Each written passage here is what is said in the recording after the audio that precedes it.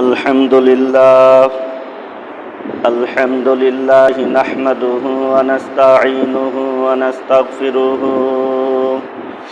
ونعوذ بالله من شرور أنفسنا ومن سيئات أعمالنا من يهده الله فلا مضل له ومن يضلل فلا هادي له ونشهد أن لا إله إلا الله وحده لا شريك له ونشهد أن محمدًا عبده ورسوله الذي أرسله بالحق بشيرًا ونذيرًا وداعيًا إلى الله بإذنه وسراجًا منيرًا فقد قال الله تعالى في كلامه المجيد وفرقانه الحميد أعوذ بالله من الشيطان الرجيم بسم الله الرحمن الرحيم يا أيها الذين آمنوا اتقوا الله حق تقاته ولا تموتن إلا وأنتم مسلمون وقال النبي صلى الله عليه وسلم تقوى الله رأس كل حكمة মহান আল্লাহ পাকের দরবারে আমরা লাখো কোটি শুকর আদায় করে নিই যে আল্লাহ রব্বুল আলামিন আমাদেরকে তার গোলামি করার উদ্দেশ্যে পৃথিবীর সর্বোত্তম স্থান মসজিদে এসে বসার তৌফিক দিয়েছেন, সেই সাথে কোরআন হাদিস থেকে কিছু কথা বলার তৌফিক দিয়েছেন, কিছু কথা শোনার তৌফিক দিয়েছেন। এই জন্য আমরা সেই মহান মনিবের দরবারে হৃদয়ে সবটুকুন শ্রদ্ধা উজাড় করে দিয়ে একবার শুকর আদায় করে নিই আলহামদুলিল্লাহ। সম্মানিত মুসল্লিয়ানে কিরাম, আজ আমি আলোচনার বিষয় নির্ধারণ করেছি তাকওয়া বা আল্লাহর ভয়। এ সম্পর্কে সংক্ষিপ্তভাবে আমি আলোচনা করার চেষ্টা করব। আমা তাওফিকি ইল্লা বিল্লাহ। সম্মানিত মুসল্লিয়ানে কিরাম, জীবনের সব ক্ষেত্রে আল্লাহর হুকুম এবং রসুলের তরিকা মেনে চলা, এটাই হলো পূর্ণাঙ্গ ইবাদত। জীবনের শুরু থেকে নিয়ে শেষ পর্যন্ত, দিনে রাত্রে, ঘরে বাইরে, প্রকাশ্যে অপ্রকাশ্যে সব কিছু আল্লাহর হুকুম এবং রসুলের তরিকা মোতাবেক করা সম্ভব হবে যদি ভিতরে আল্লাহর ভয় বা তাকওয়া থাকে, ঠিক কিনা? মানুষকে যত বোঝানো হোক, যত শাসন করা হোক, যত শাস্তি দেওয়া হোক, যত রকম ভয় ভীতি দেওয়া হোক, এগুলো দ্বারা মানুষকে দিনদার বানানো সম্ভব নয় যদি ভিতরে আল্লাহর ভয় না আসে, ঠিক কিনা? তাকওয়া বা আল্লাহর ভয় ভিতরে না আসলে মানুষ আল্লাহর হুকুম মানার জন্য উদ্বুদ্ধ হয় না। হাদিসে তাই বলা হয়েছে, তাকওয়াল্লাহি রাসু কুল্লি হিকমা। সমস্ত ধর্মীয় জ্ঞান, সমস্ত ধর্মীয় বুঝ এর মূল হচ্ছে তাকওয়া। কারণ কারোর মধ্যে যদি আল্লাহর ভয় না থাকে তাহলে সে যত জানুক, যত বুঝুক, তার মধ্যে আমল আসবে না। আর আমল না আসলে তার ওই জানা বুঝার কোনো মূল্য নেই। এর বিপরীত যদি আল্লাহর ভয় থাকে তাহলে তার মধ্যে আমল আসবে, আর তখনই তার জানা বুঝা দ্বারা ফায়দা হবে, তার জানা বুঝা মূল্যবান হয়ে উঠবে, ঠিক কিনা? তাই তাকওয়া বা আল্লাহর ভয়কে ধর্মীয় জ্ঞানের মূল বলা হয়েছে। আল্লাহ রব্বুল আলামিন কোরআনের মধ্যে বলেন, ইয়া আইয়ুহাল্লাযীনা আমানু তাকুল্লাহা হাক্কা তুকাতিহি ওয়া লা তামুতুন্না ইল্লা ওয়া আনতুম মুসলিমুন। আল্লাহ পাক বলছেন, হে ইমানদারগণ, তোমরা আল্লাহকে যথাযথভাবে ভয় করো, আর তোমরা খাঁটি মুসলমান না হয়ে মৃত্যুবরণ করো না। সম্মানিত মুসলমান কিরাম, আলোচ্য আয়াতের মধ্যে আল্লাহ রব্বুল আলামিন দুইটা কথা বলেছেন। একটা হলো তাকওয়া বা আল্লাহকে ভয় করার কথা, আরেকটা হলো খাঁটি মুসলমান হওয়ার কথা। এর মধ্যে খাঁটি মুসলমান হওয়ার কথা বলার আগে তাকওয়া বা আল্লাহকে যথাযথভাবে ভয় করার কথা বলা হয়েছে। এর মধ্যে ইঙ্গিত পাওয়া যায় আল্লাহকে ভয় করার বিষয়টা আগে, কারণ যার মধ্যে তাকওয়া বা আল্লাহর ভয় এসে যায় সে খাঁটি মুসলমান হয়ে যায়। সুবহানাল্লাহ। যার মধ্যে তাকওয়া এসে যায় সে খাঁটি মুসলমান হয়ে যায়। তাকওয়াই মানুষকে সব ধরনের গুনাহ থেকে বিরত রাখে। তাকওয়া দ্বারা সব ধরনের আমল পয়দা হয়। দুনিয়ার ক্ষেত্রে দেখা যায় যদি শাস্তির ভয় না থাকে তাহলে মানুষ রাষ্ট্রের কোনো নিয়ম কানুন মানে না, ঠিক কিনা?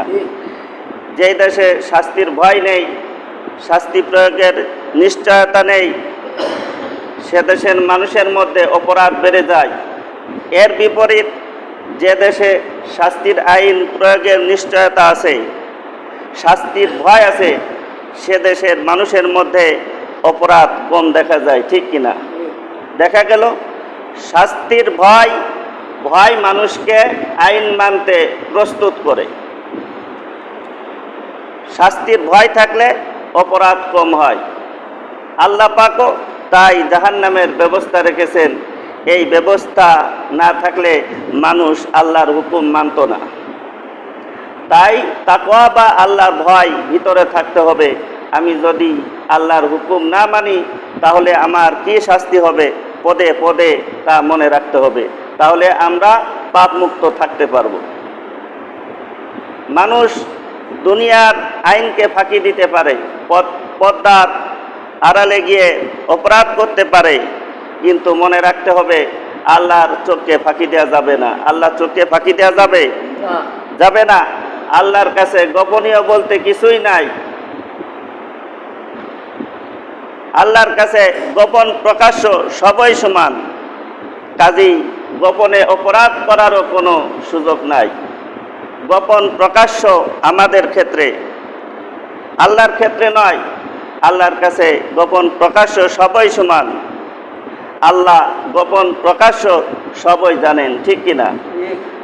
আল্লাহ রব্বুল আলামিন কোরআনের মধ্যে বলেছেন, ওয়ামা তাসকুতু মিন ওয়ারাকাতিন ইল্লা ইয়ালামুহা ওয়ালা হাববাতিন ফি যুলুমাতিল আরদি ওয়ালা রাতবিন ওয়ালা ইয়াবিসিন ইল্লা ফি কিতাবিম মুবিন।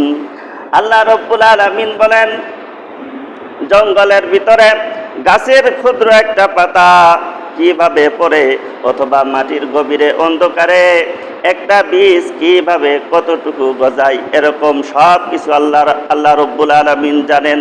ঘটনা ঘটলে আল্লাহ রব্বুল আলামিন জানেন বিষয়টা এমন না, বরং ঘটার আগের থেকেই আল্লাহ রব্বুল আলামিন জানেন। লৌহে মাহফুজে আগের থেকে সব কিছু লিখে রাখা হয়েছে। তাই আল্লাহর অজান্তে কিছু করা সম্ভব না। আল্লাহর চোখকে ফাঁকি দেওয়া সম্ভব না। যদি ধরা পড়ে যায় তাহলে দুনিয়ার মতো নয় যে কেউ জেলখানা থেকে তদবির করে বের করে আনবে। ওয়ালা ইউসিকু ওয়াসাকাহু আহাদ, তার মতো পাকড়াও কেউ করতে পারে না। অতএব তার পাকড়াও থেকে উদ্ধারও কেউ করতে পারবে না। আর আল্লাহর শাস্তি দুনিয়ার শাস্তির মতো নয়। লা ইউআযিবু আযাবাহু আহাদ, তার মতো শাস্তি কেউ দিতে পারে না। অতএব তার শাস্তি থেকে কেউ উদ্ধার করতে পারবে না। অতএব কোনোভাবে ফাঁক ফোকর বের করে রক্ষা পাওয়ার কোনো উপায় থাকবে না। সম্মানিত মুসল্লিয়ানে কিরাম, দুনিয়াতে পুলিশ অথবা জল্লাদ শাস্তি দেয়, কিন্তু যদি আহাদারি শোনে, কান্নাকাটি শোনে তাহলে তার মধ্যে মায়া এসে যেতে পারে, বলে সে শাস্তির মাত্রা কমিয়ে দিতে পারে। কিন্তু কবরে অথবা জাহান্নামে যেই ফেরেশতারা শাস্তি দিবে, হাদিসের মধ্যে এসেছে তাদেরকে এমন বানানো হবে তারা হবে বধির। বলে তারা শাস্তির কারণে কি আহাদারি করবে, কি ফরিয়াদ করবে তা তারা শুনতে পাবে না, তারা হবে অন্ধ। ফলে ওই নির্যাতনের চিত্র কত করুণ হবে তা তারা দেখতেও পাবে না, তারা শুনতেও পাবে না, দেখতেও পাবে না, তারা শুধু শাস্তি দিতে থাকবে। নাউজুবিল্লাহ। জাহান্নামের শাস্তি এরকম হবে। হাদিসের মধ্যে এসেছে একজন জাহান্নামী শত শত বছর একাধারে আহাদারি করবে, চিৎকার করবে, কিন্তু তার সেই আহাদারি, তার সেই চিৎকার করার শোনার কেউ থাকবে না, তার সেই চিৎকার আহাদারি শোনার কেউ থাকবে না। সে আবার মনে করবে যে চিৎকার করে আহাদারি করে যখন কোনো লাভ হলো না, দুনিয়াতে শুনেছিলাম সবর করলে নাকি ফায়দা হয়, অতএব সবর করে দেখি কোনো ফায়দা হয় কিনা। অতঃপর সে শত শত বছর নীরবে আযাব সইতে থাকবে, কিন্তু কিছুতেই কিছু হবে না, কোনো ফায়দা হবে না, একই রকম আযাব চলতে থাকবে। কাজেই আল্লাহর আযাব থেকে রক্ষা করার কেউ নাই, অন্য কোনোভাবে রক্ষা পাওয়ার কোনো উপায় নাই। মানুষের মধ্যে যদি এরকম আযাবের ভয় থাকে তাহলে মানুষ কিভাবে অপরাধ করতে পারে? তাই তাকওয়া বা আল্লাহর ভয়কে সব কিছুর মূল বলা হয়েছে। যদি মানুষের মধ্যে এই তাকওয়া বা আল্লাহর ভয় এসে যায় তাহলে মানুষ সব ধরনের অপরাধ থেকে বিরত থাকবে, সব ধরনের আমল পয়দা হবে।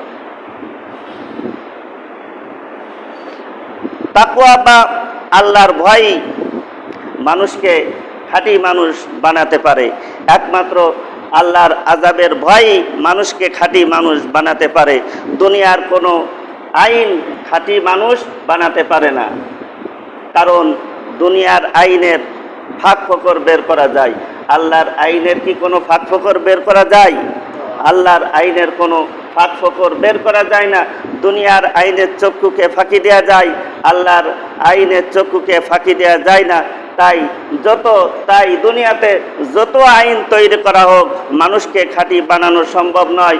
যত দুর্নীতি দমন সংস্থা তৈরি করা হোক দুর্নীতি দমন করা সম্ভব নয়। সারা বিশ্বের দুর্নীতি দমন করার জন্য ইন্টারপোল নামে একটা আন্তর্জাতিক দুর্নীতি দমন সংস্থা আছে। এটা গঠন করার পর বিশ্বব্যাপী থেকে দুর্নীতি কমে নাই, বরং দিন দিন দুর্নীতি বেড়েই চলেছে, ঠিক কিনা? আমাদের দেশেও দুর্নীতি দমন সংস্থা আছে। বিভিন্ন সময় বিভিন্ন তদন্ত কমিটি গঠন করা হয়, দেখা যায় সেই দুর্নীতি দমন সংস্থার মধ্যে দুর্নীতি ঢোকে, তদন্ত কমিটির মধ্যে দুর্নীতি ঢোকে। সেটাকে দূর করার জন্য, দমন করার জন্য আরও একটা তদন্ত কমিটি গঠন করা হয়, দেখা যায় তার মধ্যেও দুর্নীতি ঢোকে। এভাবে দুর্নীতির পরিধি বাড়তে থাকে, সমস্যার জট আরও পাকাতে থাকে, আসল সমাধান হয় না, ঠিক কিনা? আসল সমাধান হলো তাকওয়া বা আল্লাহর ভয়।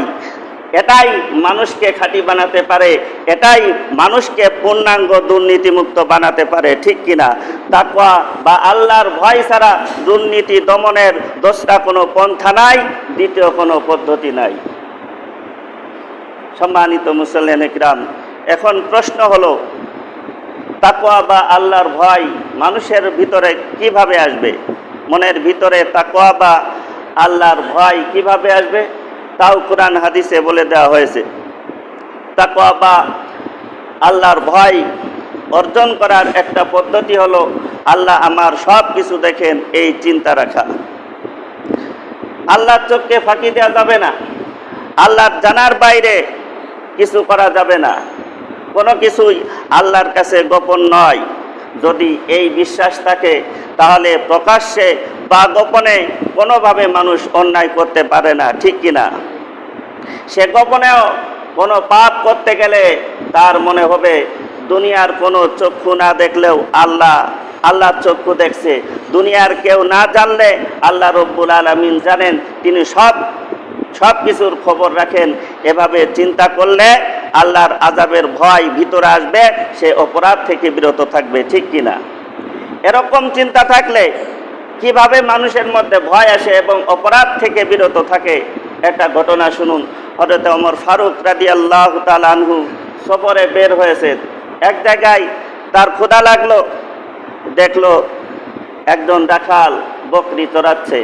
সে রাখালকে বলল যে, হে রাখাল, তুমি আমাকে দুধ পান করাও, আমার খুব ক্ষুধা পেয়েছে। রাখাল বলল যে, এই বকরির মালিক তো আমি না, আপনাকে দুধ পান করাতে পারলে তো ভালো হতো, কিন্তু মালিক কাউকে দুধ পান করানোর অনুমতি দেননি। হযরত ওমর ফারুক রাদিয়াল্লাহু তাআলা আনহুর অভ্যাস ছিল, তিনি ঘুরে ঘুরে মানুষের আমানতদারি, ঈমান আমলের খোঁজ খবর নিতেন। রাখালের আমানতদারি পরীক্ষা করার জন্য তিনি বললেন, আচ্ছা, এমন যদি করা হয়, আমি তোমাকে কিছু টাকা দিলাম আর তুমি আমাকে একটি বকরি দিলে, আমি এর দুধ পান করতে পারবো, প্রয়োজনে এর গোশত খেতে পারবো, আমার উপকার হলো, আর তোমার কিছু টাকা পয়সা হলো, তাতে করে তোমারও উপকার হলো। আর তোমার মালিক যদি জিজ্ঞাসা করে, তাহলে বলবে যে তাকে হিংস্র প্রাণী খেয়ে ফেলেছে। তখন ওই রাখালটি বলল, ইয়া হাদা ফাআইনাল্লাহ, তাহলে আল্লাহ কোথায়? সুবহানাল্লাহ। হযরত ওমর ফারুক রাদিয়াল্লাহু তাআলা আনহু বললেন, তোমার মতো মানুষ দুনিয়াতে যতদিন থাকবে ততদিন দুনিয়ার কোনো অকল্যাণ হবে না। মূলত আল্লাহ আমার সব কিছু দেখেন, এই চিন্তা থাকলে মানুষ অন্যায় করতে পারে? কথা বলেন, পারে? অন্যায় করতে পারে না। আল্লাহ সর্বদা দেখেন, এই চিন্তা করলে মানুষের মধ্যে তাকওয়া বা আল্লাহর ভয় আসবে। তাই এক আয়াতে আল্লাহ তাআলা তাকওয়া অর্জন করার সাথে সাথে একথাও বলে দিয়েছেন যে তোমরা তাকওয়া অর্জন করো, আল্লাহকে ভয় করো এবং জেনে রাখো তোমরা যা করো আল্লাহ তা পুরাপুরিভাবে খবর রাখেন। ওয়াত্তাকুল্লাহ ইন্নাল্লাহা খাবীরুম বিমা তা'মালুন, তোমরা আল্লাহকে ভয় করো, তাকওয়া অর্জন করো, আর জেনে রাখো তোমরা যা করো আল্লাহ রাব্বুল আলামিন পুরাপুরি তার খবর রাখেন। এভাবে সব কিছু আল্লাহ দেখেন। এই চিন্তা করলে মানুষের মধ্যে তাকওয়া বা আল্লাহর ভয় আসবে, আর আল্লাহর আযাবের ভয় আসলে মানুষ সব ধরনের গুনাহ থেকে, পাপ থেকে বিরত থাকবে, ঠিক কিনা? তাকওয়া অর্জন করার আরেকটা পদ্ধতি হলো, আল্লাহ তাআলা অন্য আয়াতের মধ্যে বলছেন, ইয়া আইয়ুহাল্লাযীনা আমানু তাকুল্লাহা ওয়াল তানজুর নাফসুম মা কদ্দামাত লিগাদ। হে ইমানদারগণ, তোমরা তাকওয়া অর্জন করো, আল্লাহকে ভয় করো, আর প্রত্যেকেই যেন এই চিন্তা করে দেখে যে পরকালের জন্য সে কি করছে, অর্থাৎ সে যা করছে পরকালে এটা কি তার কাজে আসবে নাকি কাজে আসবে না। এই আয়াতে আল্লাহকে ভয় করো, তাকওয়া অর্জন করো, এই কথা বলার সাথে সাথে এই তাকওয়া কিভাবে অর্জন হবে তার একটা পদ্ধতি বলে দেওয়া হয়েছে। আর তা হলো, প্রত্যেকটা কাজ করার সময় এই চিন্তা করতে হবে যে আমার কিন্তু এটার পুঙ্খানুপুঙ্খ হিসাব দিতে হবে, হিসাবে আটকে গেলে শাস্তি পেতে হবে। প্রত্যেকটা পদে পদে পরকালের চিন্তা থাকলে ভিতরে তাকওয়া বা আল্লাহর ভয় আসতে থাকবে, তাকওয়া হাসিল হতে থাকবে। তাকওয়া অর্জনের আরেকটা পদ্ধতি হলো, আল্লাহ তাআলা কোরআনের মধ্যে বলেছেন, ইয়া আইয়ুহাল্লাযীনা আমানুত্তাকুল্লাহা ওয়াকুনু মা'আস সাদিকিন। হে ইমানদারগণ, তোমরা আল্লাহকে ভয় করো, তাকওয়া অর্জন করো, আর ওয়াকুনু মা'আস সাদিকিন, আর নেককার লোকদের সাথে থাকো। অর্থাৎ যাদের মধ্যে তাকওয়া আছে, আল্লাহর ভয় আছে, এরকম নেককার পরহেজগার লোকদের সাথে তোমরা উঠা বসা করো, চলাফেরা করো। তাকওয়া হলো এক ধরনের মনের চিন্তা চেতনা। এই চিন্তা চেতনা সৃষ্টি হওয়ার ক্ষেত্রেও সহবতের ব্যাপক প্রভাব রয়েছে।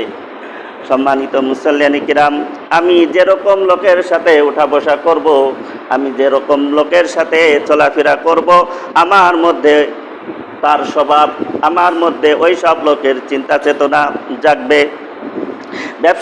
ব্যবসায়ীদের সাথে উঠা বসা করলে ব্যবসার চিন্তা চেতনা জাগবে। শিল্পপতিদের সাথে উঠা বসা করলে শিল্পপতি হওয়ার খায়েশ জাগবে, ঠিক কিনা? শিক্ষাবিদদের সাথে উঠা বসা করলে শিক্ষার প্রতি অনুরাগ সৃষ্টি হবে। ফাজেরের সাথে উঠা বসা করলে কি চিন্তা ভাবনা আমার মধ্যে জাগবে। চোরদের সাথে উঠা বসা করলে মানুষ চোর হয়, ডাকাতদের সাথে উঠা বসা করলে মানুষ ডাকাত হয়। এভাবে ভালো মানুষের সাথে উঠা বসা করলে তার মধ্যে ভালো চেতনা সৃষ্টি হয়, আর খারাপ মানুষের সাথে উঠা বসা করলে খারাপ মানুষের চিন্তা চেতনা সৃষ্টি হয়, ঠিক কিনা? নেককারদের সহবতে মানুষ নেককার হয়, আর বদকারদের সহবতে মানুষ বদকার হয়। সৎসঙ্গে স্বর্গবাস, অসৎ সঙ্গে সর্বনাশ। সার কথা হলো, আমি যার সাথে চলাফেরা করব, উঠা বসা করব, আমার মধ্যে তার চিন্তা চেতনা জাগবেই, আমার মধ্যে তার কিছু প্রতিক্রিয়া সৃষ্টি হবেই, ঠিক কিনা?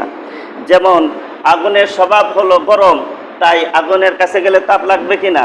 লাগবে। বরফের স্বভাব হলো ঠান্ডা, তাই বরফের কাছে গেলে ঠান্ডা অনুভব হবে, হবে কিনা? সোহবতেরও ঠিক এরকম আসর রয়েছে। সম্মানিত মুসল্লিনে কিরাম, আমল দুরস্ত হওয়ার ক্ষেত্রে তাকওয়ার অনেক গুরুত্ব। আরও একটা বিষয় আছে, আমল দুরস্ত হওয়ার ক্ষেত্রে তার গুরুত্ব অনেক। সেটা কি? সেটা হলো সত্য কথা বলা, সঠিক কথা বলা। আল্লাহ তাআলা কোরআনের মধ্যে বলেছেন, ইয়া আইয়ুহাল্লাযীনা আমানুত্তাকুল্লাহা ওয়া কুলু কাওলান সাদীদা ইসলিহ লাকুম আ'মালাকুম। ইয়া আইয়ুহাল্লাযীনা আমানু, হে ঈমানদারগণ, ইত্তাকুল্লাহ, তোমরা আল্লাহকে ভয় করো, তোমরা আল্লাহকে ভয় করো, তাকওয়া অর্জন করো। ওয়াকুলু কাওলান সাদীদা, আর তোমরা সত্য কথা বলো। ইসলিহ লাকুম আ'মালাকুম, তাহলে আল্লাহ রাব্বুল আলামিন তোমাদের আমলকে দুরস্ত করে দিবে। এই আয়াতে বোঝা যায় যে সত্য কথা বললে আল্লাহ তাআলা আমাদের সমস্ত আমলকে দুরস্ত করে দিবেন। সত্য কথা বলা অর্থ হলো মিথ্যা কথা না বলা, সত্যের বিরুদ্ধে কথা না বলা, বাস্তবতার বিরুদ্ধে কথা না বলা, বরং যা বাস্তব তাই বলা। যদি মানুষের মধ্যে এই গুণ এসে যায় তাহলে মানুষ খাঁটি হতে পারবে। পক্ষান্তরে মিথ্যা কথা বললে মানুষের আমল খারাপ হয়ে যায়, কারণ একটা মিথ্যা কথা বললে সেটাকে ঢাকা দেওয়ার জন্য আরও অনেক মিথ্যা কথা তাকে বলতে হয়, আরও অনেক অন্যায় তাকে করতে হয়। একটা গুনাহ মানুষকে আরো বহু গুনার দিকে টানতে থাকে। পক্ষান্তরে একটা নেক কাজ মানুষকে আরো বহু নেক কাজের দিকে টানতে থাকে। যেমন কেউ যদি ইসলামী লেবাস পোশাক পরিধান করে, দাড়ি টুপি রাখে, তাহলে অনেক অন্যায় সে করতে পারবে না, কারণ ওই লেবাস, দাড়ি টুপি তাকে বাধা দিবে যে তুমি এই লেবাস নিয়ে, এই দাড়ি টুপি নিয়ে এই কাজগুলো তুমি কিভাবে করতে পারো। এইভাবে এই লেবাস, দাড়ি টুপি তাকে অনেক নেক কাজের প্রতি উদ্বুদ্ধ করবে। যেমন নামাজের সময় হয়ে গেলে তার মনে হবে আমি এরকম ইসলামী পোশাক লেবাসধারী মানুষ, নামাজের রক্ত হয়ে গেল, আমি নামাজ না পড়ে কিভাবে থাকবো, মানুষ আমাকে কি বলবে। যদিও মানুষের চিন্তায় নামাজ পড়া ইখলাসের পরিপন্থী, এটা রিয়া, তবুও রিয়া সহকারে নেক কাজ করতে করতে এক সময় সে ওই নেক কাজের প্রতি অভ্যস্ত হয়ে যাবে এবং ইখলাস এসে যাবে। তাই রিয়ার সাথে নেক কাজ করাও একেবারে ফায়দা থেকে খালি নয়, রিয়াও আস্তে আস্তে ইখলাসে পরিণত হয়। একজন মানুষ যখন প্রথম নামাজ পড়া শুরু করে বা কোনো ইবাদত শুরু করে, প্রথমত তার মধ্যে ইখলাস নাও আসতে পারে। তখন এই চিন্তা করা যাবে না যে আমার মধ্যে যেহেতু ইখলাস নেই, এই নামাজ পড়ে কী লাভ, ইবাদত করে কী লাভ, নামাজ পড়া ছেড়েই দিই, ইবাদত করা ছেড়েই দিই, এই চিন্তা করা যাবে না। কারণ ওই রিয়া সহকারে আমল করতে থাকলেও ইখলাসে পরিণত হবে। যেমন একটা ছেলে বা মেয়ে পিতামাতার ভয়ে নামাজ পড়ে বা উস্তাদের ভয়ে নামাজ পড়ে, কিন্তু নামাজ পড়তে পড়তে এমন একটা পর্যায়ে আসবে যখন নামাজ না পড়লে ভালো লাগবে না, তখন সে পিতামাতার ভয়ে নামাজ পড়বে না, নামাজের প্রতি একটা মহাব্বত তৈরি হয়ে যাবে, সে আল্লাহর ভয়েই নামাজ পড়বে, ঠিক কিনা? তাই রিয়া সহকারে আমল করতে থাকলেও রিয়া আস্তে আস্তে এখলাসে পরিণত হয়। সম্মানিত মুসল্লিনে কিরাম, যে কথা বলছিলাম যে একটা নেক কাজ মানুষকে আরো বহু নেক কাজের দিকে টানতে থাকে, আর একটা গুনাহ মানুষকে আরো বহু গুনার দিকে টানতে থাকে। মানুষ যখন সঠিক কথা না বলে তখন সে সঠিক পথে থাকতে পারে না, কারণ ওই মিথ্যা কথা বলা বা বাস্তবতার বিরুদ্ধে কথা বলাই তাকে অন্যায় পথে নিয়ে যায়। তাই খাঁটি থাকতে হলে খাঁটি কথা বলতে হবে, খাঁটি মানুষ হতে হলে খাঁটি কথা বলতে হবে। আমি খাঁটি কথা বললে খাঁটি মানুষ হতে পারবো। নিজেকে খাঁটি রাখার এটাও একটা পদ্ধতি যে আমাকে খাঁটি কথা বলতে হবে। খাঁটি মুসলমান কথায়ও খাঁটি, যার কথা ঠিক নয় সে খাঁটি মুসলমান নয়। আয়াতুল মুনাফিকি সালাসুন, ইযা হাদাসা কাযাবা ওয়া ইযা ওয়া'দা আখলাফা ওয়া ইযা তুমিনা খানা। মুনাফিকের আলামত হলো তিনটি: যখন সে কথা বলে মিথ্যা বলে, যখন সে ওয়াদা করে ওয়াদা ভঙ্গ করে, যখন তার কাছে আমানত রাখা হয় সে আমানত খেয়ে ফেলে। মোট কথা, জিন্দেগিকে দুরস্ত রাখতে হলে সত্য কথা বলতে হবে, জবান ঠিক রাখতে হবে। কেউ যদি জবানকে ঠিক রাখতে পারে তাহলে তার পক্ষে অন্যায় পথে যাওয়ার অবকাশ নেই, সুযোগ নেই। যেমন কেউ মুরব্বীদের সাথে ওয়াদা করলো আমি ঠিকমতো নামাজ পড়ব, তাহলে জবান ঠিক রাখতে গেলে তার নামাজ তরক করতে পারবে? নামাজ তরক করতে পারবে না। আমি কোনো প্রতিষ্ঠানে চাকরি নিলাম এই অঙ্গীকার করে যে আমি এই প্রতিষ্ঠানের স্বার্থের বিরুদ্ধে কিছু করব না, কারো থেকে অন্যায়ভাবে অর্থ গ্রহণ করব না, আমি দায়িত্বে অবহেলা করব না, তাহলে জবান ঠিক রাখতে গেলে এই প্রতিষ্ঠান সংশ্লিষ্ট কোনো ব্যাপারে অন্যায় পথে যাওয়ার সুযোগ আছে? কোনো সুযোগ নাই। সম্মানিত মুসল্লিনে কিরাম, গভীরভাবে চিন্তা করলে বোঝা যায় যে সত্য কথা বলা, সঠিক কথা বলা, জবান ঠিক রাখা এটা এত বড় গুরুত্বপূর্ণ বিষয় যে এটা মানুষের পুরা জিন্দেগিকে সঠিক পথে চালাবে, এর দ্বারা জিন্দেগির সব কিছু দুরস্ত হয়ে যাবে। সুবহানাল্লাহ।